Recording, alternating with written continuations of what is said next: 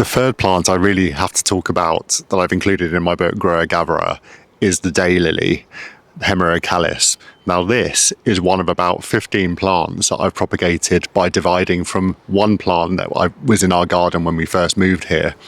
What I love about them is they add a splash of colour to perennial edible plantings, but also they're one of the best salad crops I find. From the petals, which is really chunky and succulent, like a bit like a lettuce almost texture.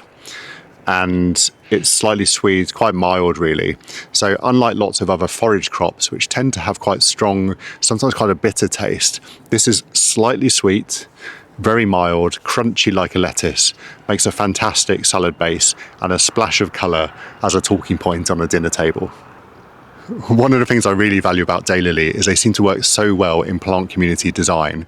I grow them in full shade, part shade and full sun, where they seem to tolerate all the different conditions, and they also work really well in dense plantings like this, where other plants are jostling for space and light. They just seem to push through, hold their ground without taking over because they don't spread too much. They spread in a gentle clump. So it's really useful in plant community design, which I talk a lot about in the book.